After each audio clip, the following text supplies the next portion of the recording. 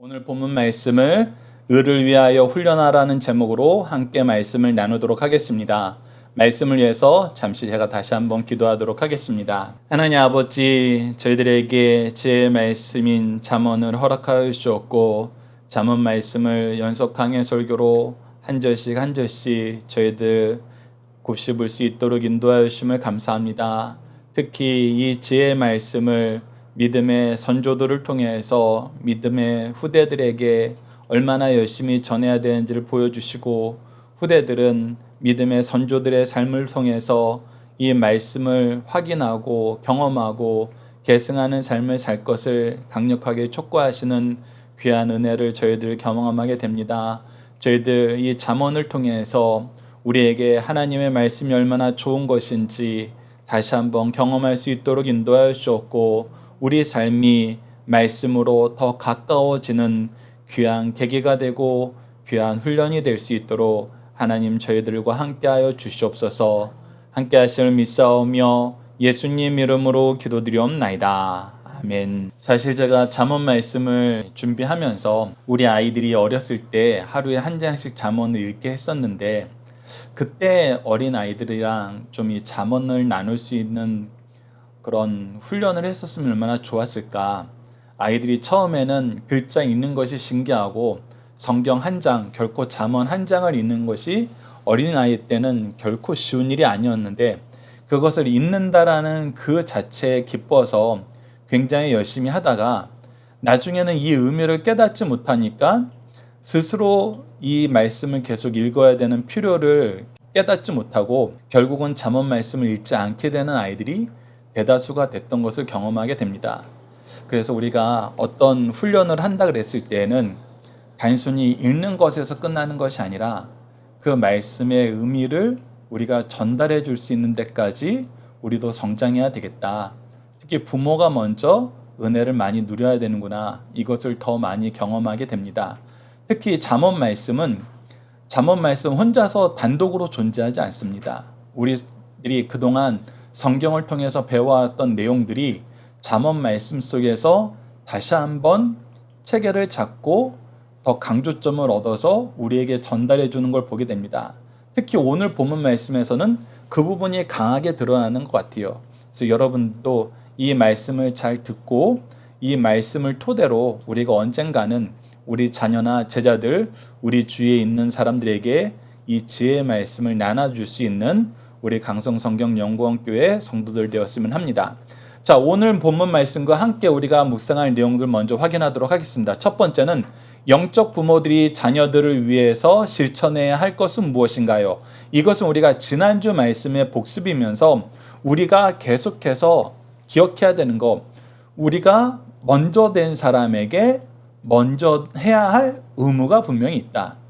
우리가 먼저 하지 않으므로 우리 자녀들이 복을 누리는데 지장을 받거나 장애를 얻거나 오히려 거기서 떨어나가는 일이 없도록 우리가 먼저 주의하자.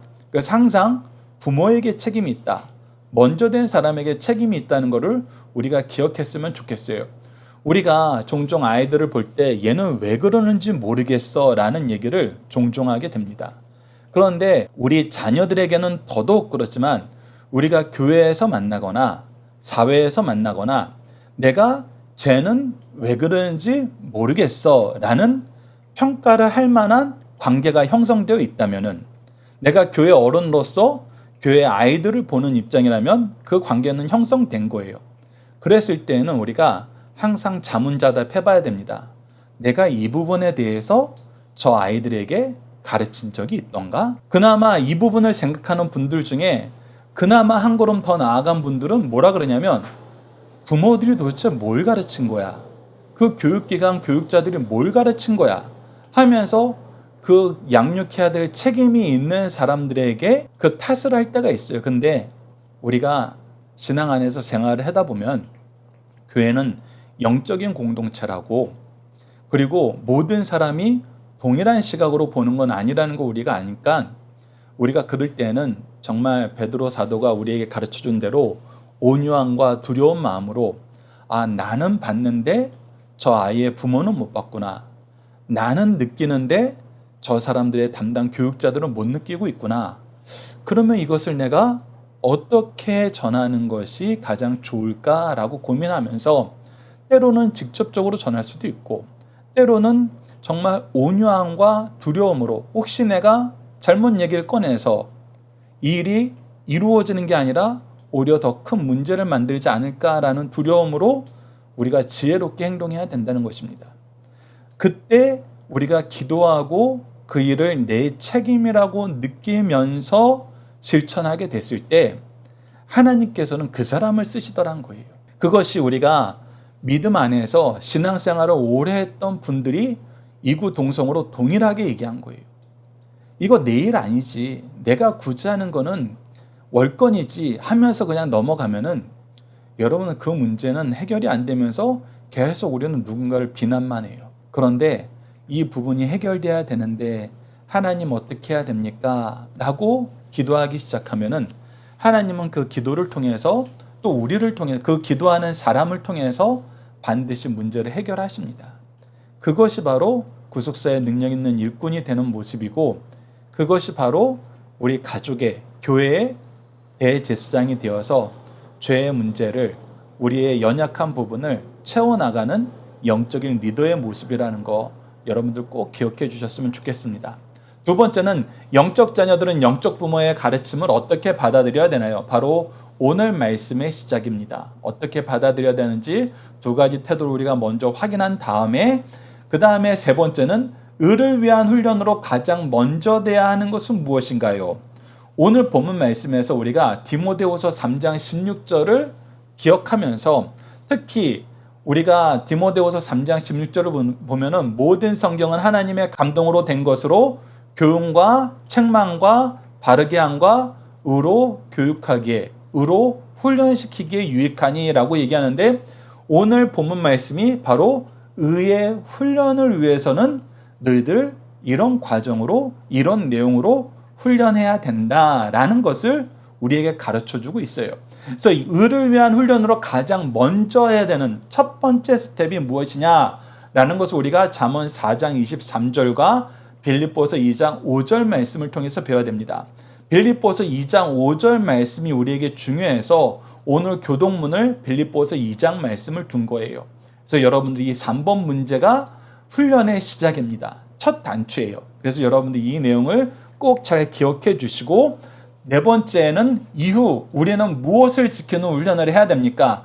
첫 번째 훈련이 지난 다음에 오늘 본문 말씀에서는 세 가지 훈련을 더 제시하고 있어요. 24절과 25절과 26절, 27절에 각각의 하나씩 더 제시하고 있는데 이 총 네 가지의 훈련을 우리가 항상 해야 된다는 것입니다.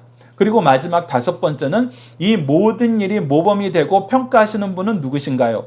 바로 이 부분에 은혜가 있는 거예요. 빌립보서 2장 5절과 11절, 요한복음 11장 40절, 디모데후서 4장 7절과 8절을 통해서 우리가 누구의 길을 가야 되는지, 누구를 본받아야 되는지, 누구의 평가를 받는 것을 우리가 주목하여서 봐야 되는지 이 내용을 기억하면서 오늘 말씀의 은혜를 누리시길 바랍니다. 자, 오늘 본문 말씀도 크게 두 단락으로 나눠서 보고자 합니다. 첫 번째 단락은 20절에서 22절 말씀을 배우기 위해 지켜야 할 것은 무엇입니까? 라는 거예요. 먼저 배우기 전에 가르치는 사람이 어떻게 해야 되는가? 지난주 말씀을 잠깐 복습을 하도록 하겠습니다. 가르치는 사람은 첫째는 열심히 선포하고 가르치고 인도해 줘야 돼요. 잠언 4장 10절과 11절을 통해서 했던 것처럼 아들아 들으라 받으라 그러면서 계속해서 내가 너에게 보여주는 이 길을 너는 따라야 돼 하면서 열심히 보여줘야 됩니다. 열심히 얘기해 줘야 돼요. 우리가 얘기해 주지 않고 보여주지 않고 하라라는 것은 사실 눈을 가리고 알아서 걸어가라고 얘기하는 것과 똑같아요. 아이들이 그렇게 갈 수는 없어요. 그렇게 길을 찾지 못해요. 우리가 옆에서 손을 잡아주고 빛을 비춰주고 계속 조언을 해주면서 같이 용기를 불어주면서 가야 돼요. 그렇지 않으면 아이들이 이 잠언에서 가르쳐주는 하나님의 길로 가려 하지 않아요. 여러분 지금 세상에서 얼마나 많은 것을 가르치고 있습니까? 그 많은 것을 가르치면서 계속해서 사람들이 유혹하는 게 뭐예요? 세상에서 우리에게 강요하는 게 뭐예요? 하나님의 길은 그냥 거기에다 놔둬. 그거는 그냥 종교일 뿐이야. 그거는 현실하고는 전혀 상관없어. 그리고 종교성이 큰 사람들 일부가 받아들여야 될 내용이지 모든 사람들에게 보편적으로 적용되는 거 아니야. 여러분, 이런 문화적인 환경 안에서 살아요. 그래서 우리가 청소년 시기를 보면은 우리는 정말 그래도 찬양을 중심으로 듣고 찬양과 함께하는 삶을 살았었어요. 근데 지금 누가 젊은 아이들이 찬양을 자기의 삶에 옆에다 놓고 말씀을 옆에다 놓고 기도문을 옆에다 놓고 사나요?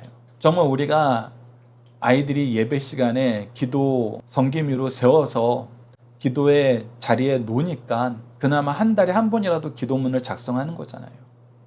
그것도 간신히 하잖아요. 사실 지금 이 한국 사회가, 지금 앞으로 미래 사회가 기도하지 않고 하나님 의지하지 않고 이겨나갈 만큼 만만하지 않아요. 그런데 우리 아이들 기도하는 거 별로 중요하게 여기지 않아요. 말씀으로 지혜 얻는 거 별로 중요하게 여기지 않아요. 오히려 다른 것도 중요하게 여기잖아요. 다른 생각 더 신뢰하잖아요. 그런데도 우리가 이것을 열심히 가르치지 않고 열심히 제공하지 않는다? 사실은 방임한 거죠. 두 번째는 실질적인 증거를 보여줘야 돼요.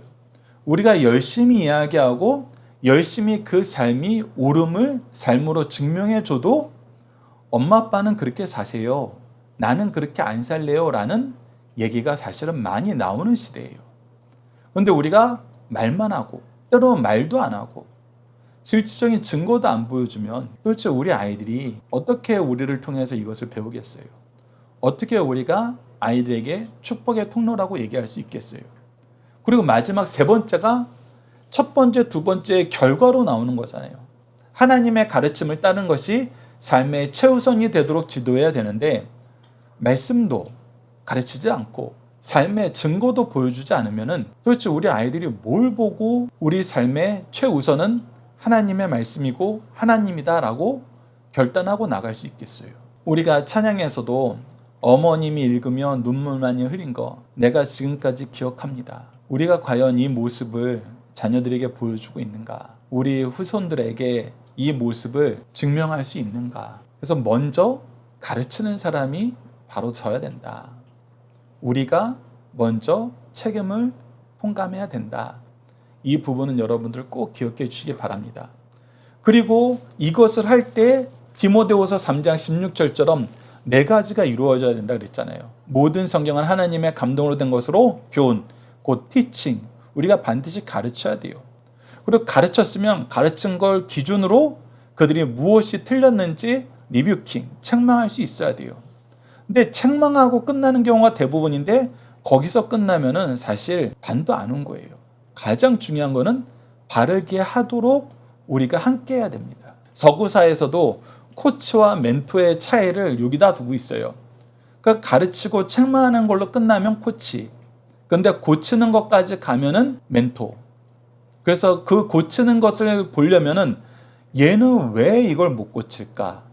다른 애들은 다 이 정도면 고치는데 얘는 왜 못 고칠까? 그거는 우리가 함께하는 순간에 우리가 같이 있는 공간과 그 시간의 문제가 아니란 거예요. 그 공간과 시간 안에서 이루어지는 문제였으면은 여러분 티칭하고 리뷰킹하는 걸로 됩니다. 그런데 우리 아이들이 거기서 안 고쳐지는 건 뭐예요? 그 외적인 영역이 있는 거예요.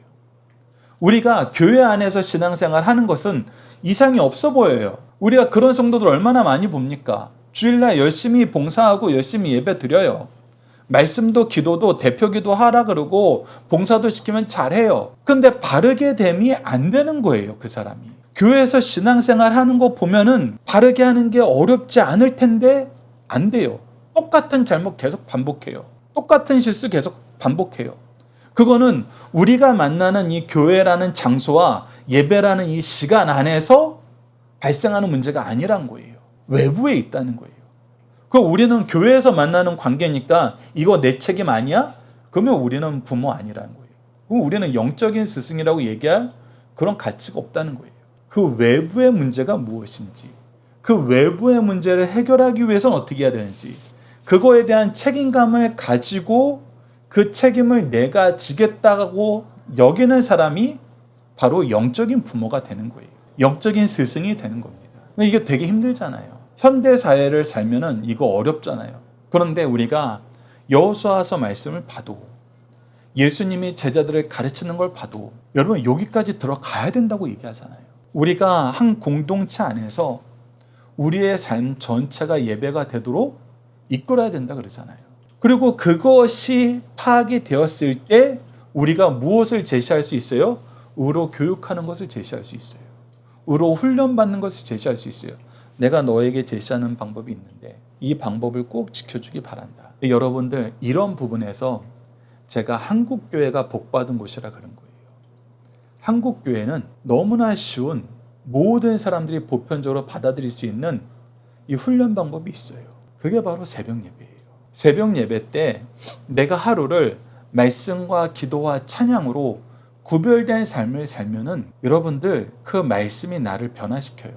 그 시간이 나를 하나님과 하나 되게 만들어요. 그러면은 우리의 삶의 모습이 자연스럽게 해결이 돼요.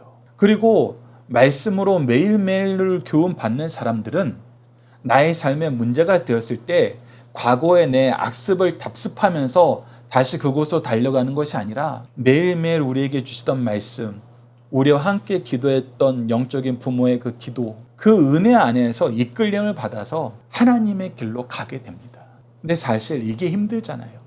근데 이게 힘들면은 우리가 어떻게 해야 되느냐? 이제 찾아가는 사람이 돼야 된다는 것입니다. 사실은. 우리가 둘 중에 하나는 기도의 제목으로 항상 올려놔야 돼요. 우리가 모이는 이곳에서 우리가 매일매일을 첫 시간을 하나님과 함께 동행하는 삶을 살 수 있도록 우리의 예배를 통해서 우리를 회복시켜 주시옵소서. 이건 하나님이 신구약 전체를 통해서 얘기해 주신 거예요.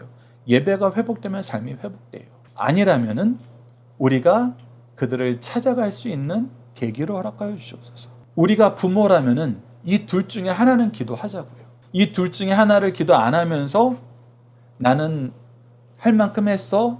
나는 그 부분에 대한 책임은 없어. 그러나 나는 교회 리더야 라고 얘기하면은 그때부터는 내가 트러블 메이커가 된다는 겁니다. 누군가를 비판하고 심판하는 사람이 돼요. 그래서 우선 여러분들 스승으로서 우리가 벗어나야 되는 거, 잘못하는 거를 다시 한번 복습을 해봤고 이제 내가 배우는 입장이라면은 이렇게 해라. 첫 번째는 주의해서 잘 들어야 된다는 거예요.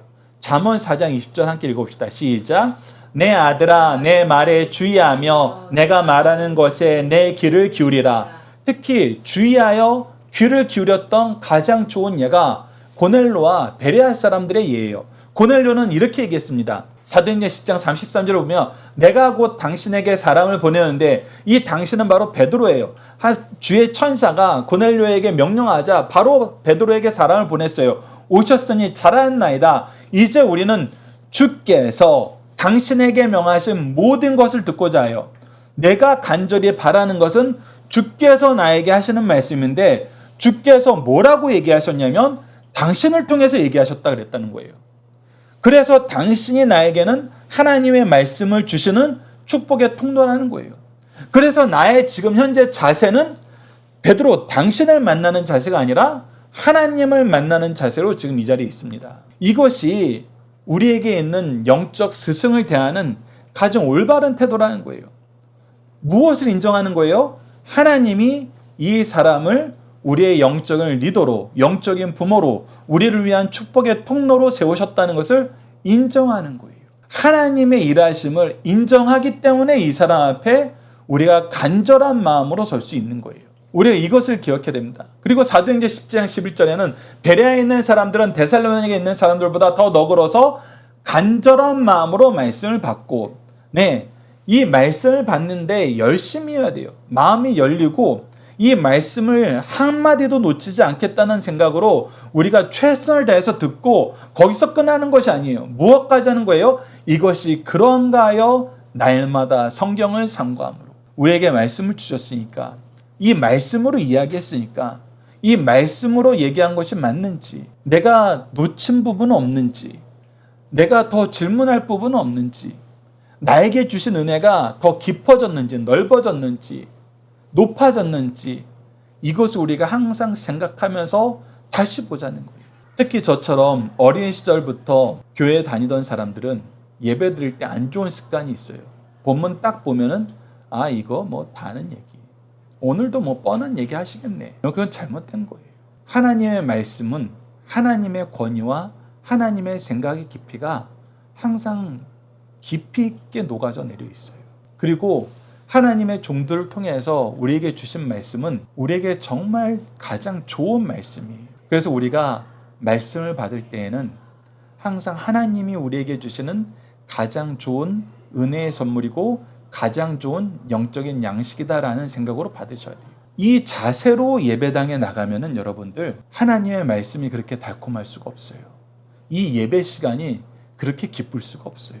그런데 내가 하나님의 말씀을 듣는다고 하면서 하나님께 예배한다고 하면서 교회 와가지고 목사가 설교가 왜 저래?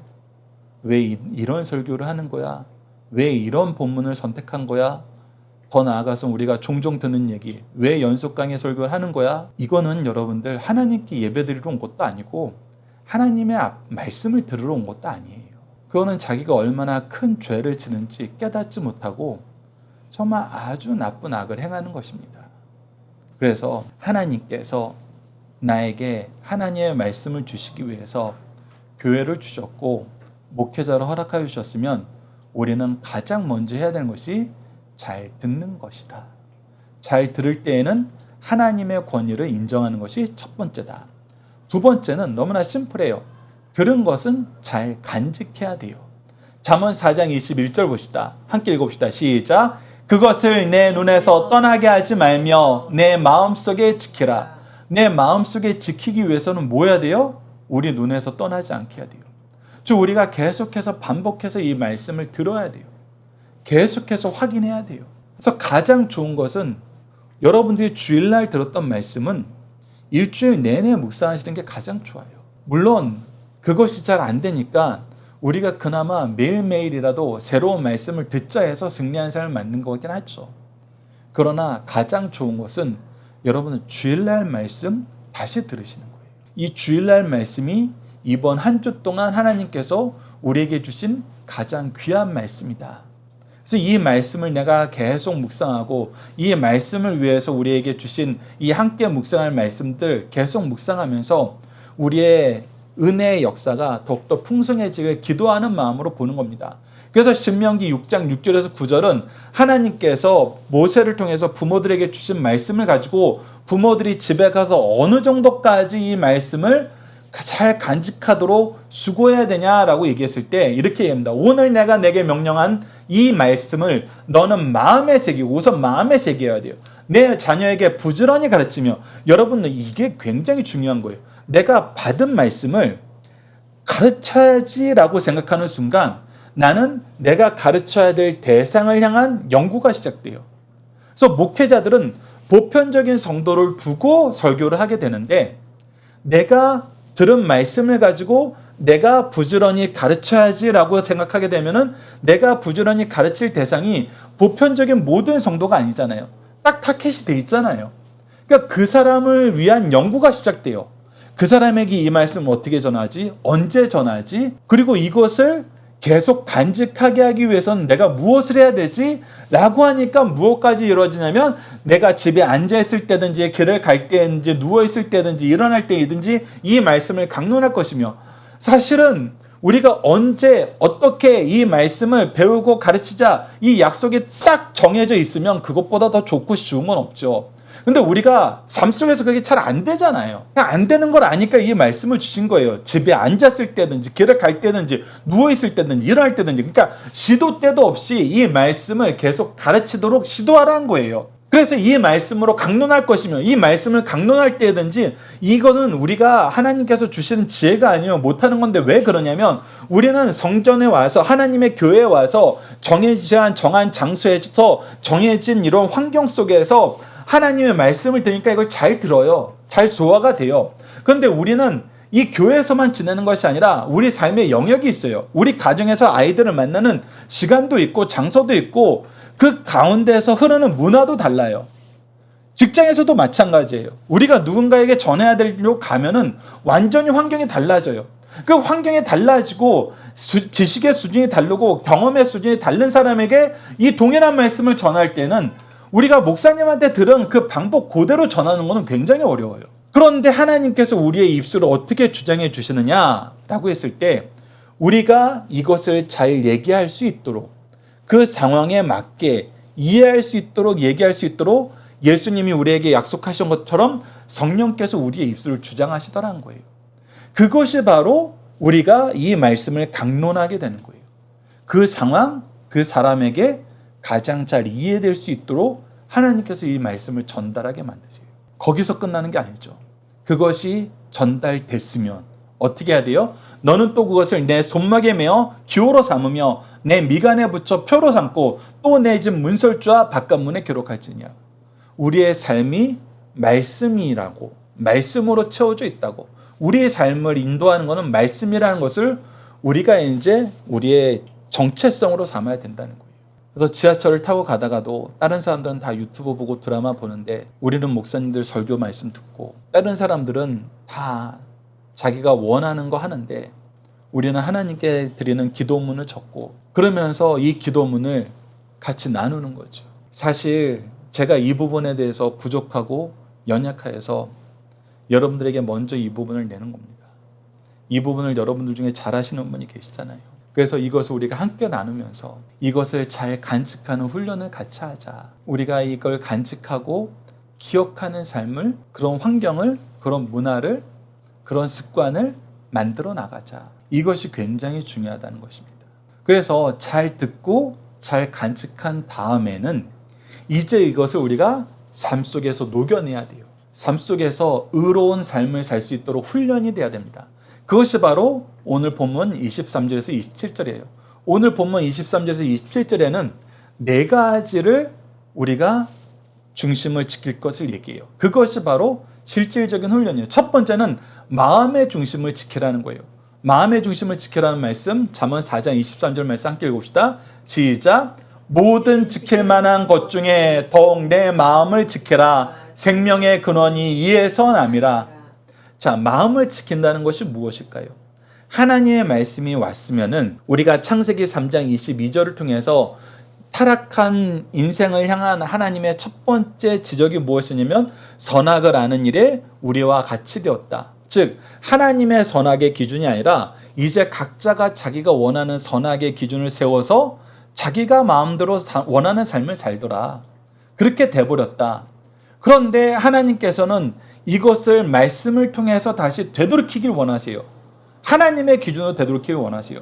그래서 마음의 중심을 지키라는 것은 우리가 가지고 있던 그 잘못된 기준을 버리고 하나님의 기준을 가지고 살라는 거예요. 그런데 이게 정말 쉽지 않아요. 아니, 사실 불가능해요. 그리고 이거 하지 말아야지, 이거 하지 말아야지, 이거 하지 말아야지. 삶이 너무 피폐해야 되는 거예요. 나는 또 이거 실패했네. 나는 또 이거 실패했네. 나는 또 이거 실패했네. 끊임없이 내가 죄책감에 빠져드는 거예요. 그것이 우리 인생의 한계예요. 그런데 도무지 그렇다면 우리가 어떻게 마음의 중심을 지킬 수 있습니까? 라고 얘기했을 때 율법학자들은 그래서 이중 기준을 세웠어요. 사람들을 심판할 때는 엄한 기준, 그 기준을 나에게 적용시킬 때는 아주 부드러운 기준. 그래서 사람들 앞에 나는 의로운 척하고 다른 사람의 죄는 막 드러내서 정죄하고, 그래서 다른 사람의 죄를 정죄하는 것이 나의 의의 증거가 돼버리게 만드는 그런 아주 이상한 신앙생활을 하게 됐죠. 근데 잠언 4장 23절 말씀 하나만 두면은 우리가 그렇게 될 수밖에 없어요. 그게 인간의 한계예요. 그런데 예수 그리스도를 통해서 이것이 완전히 바뀌어버린 거예요. 이것이 신약을 사는, 은혜의 시대에 사는 우리에게 주시는 더 큰 복입니다. 자, 빌립보서 2장 5절 말씀 함께 읽읍시다. 시작. 너희 마음에 이 마음을 품으라. 곧 그리스도 예수의 마음이니. 어떻게 해야지 그 기준을 지키면서 살아? 어떻게 해야지 이 기준 안에서 벗어나지 않을까? 어떻게 해야지 이 무서운 기준에서 조금이라도 좀 유연한 삶을 살 수 있을까? 맨날 그것만 생각하고 살았는데, 그래서 저 사람을 봐도 뭐 나랑 별반 다르지 않고, 이 사람을 봐도 뭐 더 좋은 명성을 가지고 있는데 나보다 못한 것 같고, 그렇게 생각하면서 살았어요. 그래서 결국은 나 잘난 맛에 그래도 나만큼 하는 사람이 어딨어? 라고 살았는데 예수님이 딱 오시고 나니까 패러다임이 바뀌어버렸어요. 우리가 모델이 없을 때에는 이거 어떻게 해야 돼? 막 방황을 해요. 그런데 모델이 딱 한 분 딱 계시니까 저거 따라가면 되는구나 라고 따라가게 되는 거예요. 우리나라도 이 부분에 대해서 이 역사적인 흐름이 있잖아요. 우리가 스포츠 이 스타들을 보면은 야구에선 박찬호, 골프에선 박세리, 피겨스케이트에는 김연아. 이 사람들은 아무도 가지 않은 길을 그들이 가서 개척을 했어요. 그런데 그들이 가서 개척을 하고 나니까 그 후배들은 그 길을 그들보다는 훨씬 더 쉽게 가잖아요. 비록 박찬호, 박세리, 김연아는 실수한 것도 있고 실패한 부분도 있어요. 그런데 우리 구주 예수 그리스도는 이 길을 완전히 이루신 거예요. 그리고 이 길을 우리에게 너무나 명확하게 보여주시는 거예요. 그래서 우리가 어떻게 살아야 돼? 이렇게 살다가 너무나 우리의 속을 시원하게 해준 게 뭐냐면 예수님처럼 살면 돼. 예수님이 결정하신 것처럼 결정하면 돼. 예수님을 따라가면 돼. 그러니까 그동안에 막 자기가 잘났다, 이 방법이 맞다 다투던 사람들의 다툼이 싹 사라졌어요. 그리고 이것을 어떻게 지켜야 돼, 이것을 어떻게 막아야 돼, 이걸 아무리 막으려고 해도 안 돼라고 했던 이 부정적인 생각이 예수님을 따라가면 예수님이 우리로 그렇게 살게 하셔. 성령님으로 우리를 보호해 주셔. 하면서 우리가 무엇을 하지 말자라는 거에서 예수님처럼 살자라는 긍정적인 부분으로 우리의 삶의 생각과 방향이 바뀌게 됐어요. 그래서 이거는 엄청난 변화예요. 그래서 우리의 마음의 중심을 지키는데 우리가 이제 누구를 모델로 두고 누구를 힘입어서 이 마음을 지키게 된 거예요. 예수 그리스도를 마음에 두고 예수 그리스도를 쫓음으로써 우리가 이 기준을 두게 된 거예요. 그리고 이 기준은 안 바뀌어요. 그리고 이 기준은 우리 신약 성경 전체를 통해서 너무나 명확하게 우리에게 제시해 주고 있어요. 그래서 예수님이라면, 예수님이 이 상황이라면 어떻게 할까 했을 때 우리가 막 이것을 깊이 연구해보고 찾아보지 않아도 정말 어린아이에서부터 성인까지 너무나 쉽게 얘기할 수 있을 만큼 우리에게 말씀의 은혜를 주셨고 성령의 은혜를 주셨다는 거예요. 그래서 이 마음의 중심을 지키는 것을 너무나 쉽게 만들어 주셨다. 누구를 통해서? 예수 그리스도를 통해서. 둘째는 이제 마음의 중심을 지켰으면 말의 중심을 지키라는 거예요. 잠언 4장 24절을 보면 구부러진 말을 내 입술에서 버리며 비뚤어진 말을 내 입술에서 멀리하라. 그래서 우리는 자기가 그래도 조금 더 나았다는 것을 보여주기 위해서 끊임없이 상대방의 죄를 지적하고 공격해야 됐어요. 그것이 나의 은인지 알았거든요. 그런데 우리가 예수 그리스도를 통해서 이 부분도 변해버린 거예요. 빌립보서 2장 11절 말씀 우리 함께 읽어봅시다. 시작. 모든 입으로 예수 그리스도를 주라 시인하여 하나님 아버지께 영광을 돌리게 하셨느니라. 의로운 일 중에 가장 의롭고 가장 우리 입술로 하는 것 중에 가장 아름다운 것이 무엇이냐면 바로 예수님께서 내 주인이십니다. 내 구주십니다. 주 예수 그리스도를 우리가 고백하는 것이야말로 우리가 입술로 할 수 있는 가장 아름답고 우리가 입술로 우리 다른 사람들의 입에서 나오게 하는 가장 아름다운 말이라는 걸 알게 된 거예요. 그래서 이 일을 위해서 우리가 힘쓰게 돼요. 이 기준이 딱 세워져 버리면 여러분들 우리가 구부러진 말, 비뚤어진 말이 자연스럽게 떨어져 나가요. 예수 그리스도를 시인하는 입술, 예수 그리스도를 주로 시인하기 위해서 우리가 수고하는 입술이 되었는데 우리가 이 구부러진 말, 비뚤어진 말을 할 수 없는 상태가 돼요. 여러분 이거는 예수 그리스도의 이름을 전해보면 압니다. 근데 여러분들 우리가 사회에서 목사라는 직함을 가지고 구부러진 말, 비뚤어진 말 많이 하는 사람들 만나잖아요. 세상에 나가면은 에이 뭐 교회 다니고 목사라 그러고 장로라 그러고 집사라 그러고 권사라 그러고 교회 청년회 회장이라 그러는데도 막 막말 많이 하던데 여러분 우선 무엇으로 돌아가야 돼요? 이때는 그의 마음에 그리스도의 마음이 있는지 그리스도를 주로 시인하고 그리스도를 주로 시인하게 하는데 내 입술의 모든 기능을 사용하는 것이 가장 옳다라고 인정하고 있는지 먼저 그것을 봐야 된다는 거예요. 그래서 예수 그리스도로 우리가 다시 점검하면은 이 모든 것이 분명해진다. 그리고 세상 사람들에게 우리가 가장 많이 보여줘야 되는 건 바로 이 모습이란 거예요. 우리는 예수 그리스도를 믿는 사람들입니다. 우리는 예수 그리스도를 믿는 사람으로서 여러분들도 이 믿음에 동참하길 원합니다. 이렇게 이야기하고 시작하면 여러분들 우리가 어떻게 구부러진 말과 비뚤어진 말을 하게 되겠습니까? 그런 말 안 해도 우리로 능히 이기게 하시는 성령의 입술의 열매를 우리가 경험하게 됩니다. 자, 세 번째는 눈의 중심을 지키라는 거예요. 잠언 4장 25절 말씀 보십시오. 내 눈을 바로 보며 내 눈꺼풀을 내 앞에 곧게 살펴. 즉 우리가 예전에는 악한 것을 봤어요. 사람들을 공격하는 것을 찾았어요. 내가 원하는 탐욕을 채우는 것을 위해서 내가 부지런히 살펴보고 다녔어요. 그런데 이제 우리의 눈은 예수님을 통해서 완전히 변하게 됐어요. 요한복음 10장 40절 읽어드리겠습니다. 예수께서 이르시되 내 말이 내가 믿으면 하나님의 영광을 보리라 하지 아니하느냐. 우리는 이제 무엇을 보는 삶을 원해요?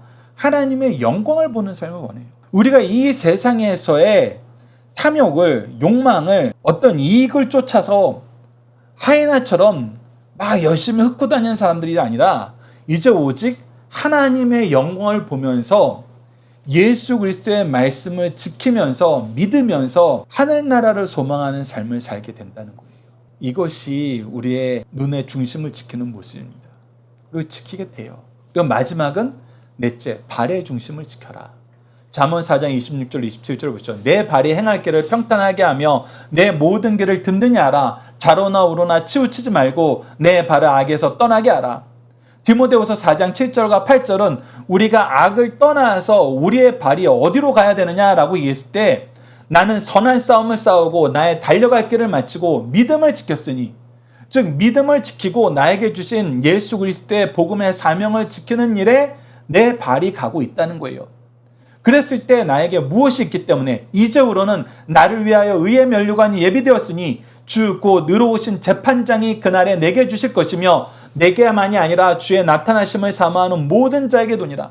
그래서 우리의 모든 삶의 기준이 되는 분이 예수님이셨고 우리로 능히 우리의 마음을 지키고 입술을 지키고 눈을 지키고 발을 지킬 수 있도록 인도하여 주신 분이 예수님이셨는데 마지막에 이 모든 것을 평가하시는 분도 누구라는 거예요?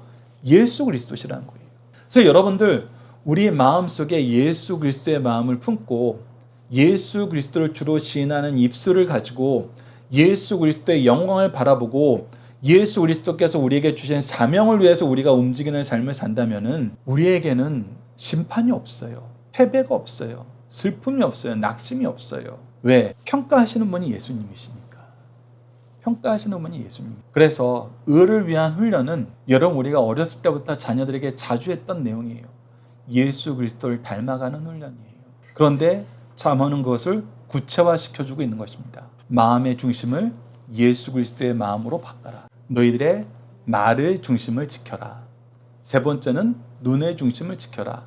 넷째는 발의 중심을 지켜라. 그 모든 기준에 예수 그리스도가 있고 예수 그리스도의 마음이 있고 예수 그리스도를 인정하는 것이 있고 예수 그리스도의 영광이 있고 예수 그리스도의 사명이 있다. 그랬을 때 우리는 어떤 삶을 살게 된다? 데살로니가 5장 22절처럼 악은 어떤 모양이라도 버리고 로마서 12장 2절처럼 너희는 이 세대를 본받지 말고 오직 마음을 새롭게 함으로 변화를 받아 예수 그리스도의 이름으로 변화를 받는 거예요.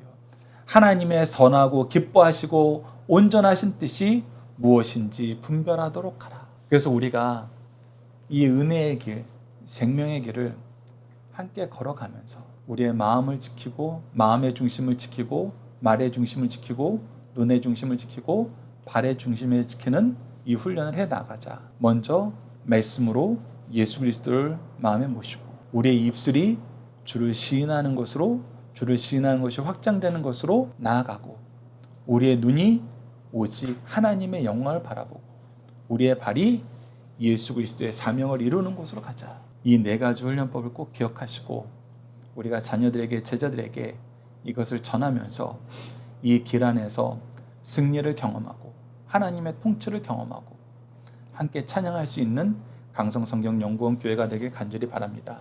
자녀들과 함께하는 기도훈련 내용으로 함께 기도하도록 하겠습니다.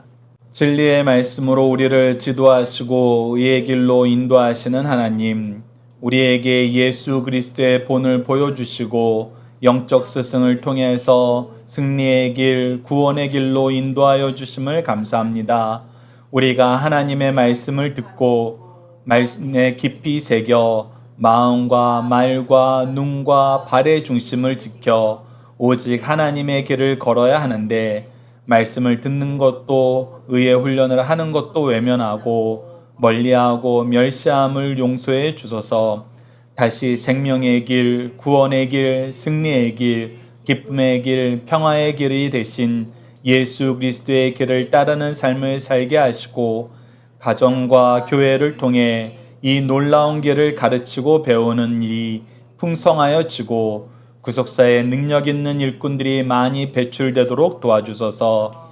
예수님 이름으로 기도드립니다. 아멘.